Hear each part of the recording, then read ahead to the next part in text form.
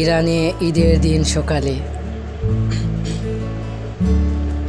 সামরিক হামলা চালায় মার্কিন যুক্তরাষ্ট্র। আমেরিকা কেন এই হামলাটি চালায় সেটা জানবো আমাদের আজকের ভিডিওতে।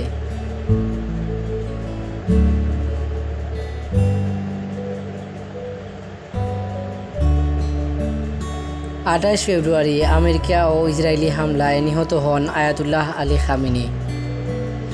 তারপর ইরান হামলা চালায় ইসরায়েলে এবং হামলা চালায় আমেরিকার বিভিন্ন ঘাঁটিতে।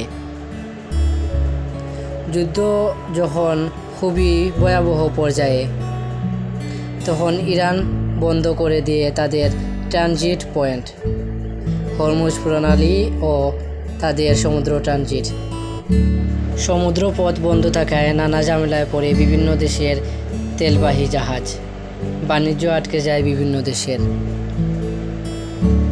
তারপর আমেরিকার প্রেসিডেন্ট ডোনাল্ড ট্রাম্প ইরানের সাথে একটি 14 দিনের যুদ্ধবিরতি করে। তার কয়েকদিন পর আমেরিকা চুক্তি ভঙ্গ করে ইরানে একটা হামলা চালায়। ধ্বংস হয় হরমুজ প্রণালী সংলগ্ন এলাকা। আমেরিকার এই বিমান হামলার পর তাৎক্ষণিক জবাব দিয়ে ইরানের সামরিক বাহিনী IRGC হামলা চালানো হয় আমেরিকার একটি বিমান ঘাঁটিতে। তারপর হরমুজ প্রণালী বন্ধ করে দেওয়া হয়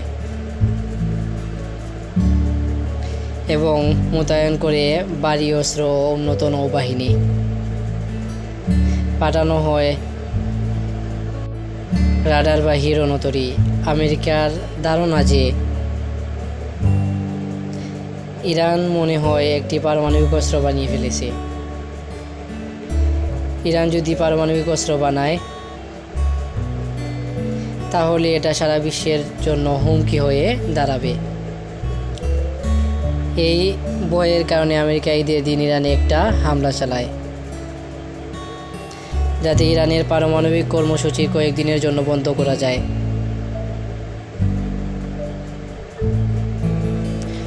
যুদ্ধে দুই দেশের সামরিক ক্ষতির দিক থেকে অনেক ক্ষতি হয়। সারা বিশ্বের বিভিন্ন দেশের প্রণালী বন্ধ থাকায় বিভিন্ন দেশের তেলের দাম বাড়তে থাকে এবং জ্বালানি সংকটে পড়ে সারা বিশ্ব। দুই দেশের মধ্যে যুদ্ধের সমস্যা থাকার কারণে সারা বিশ্বে তেলের দাম বেড়ে যায়। তেল সংকটে পড়ে সারা বিশ্বে আটকে যায় জাহাজ।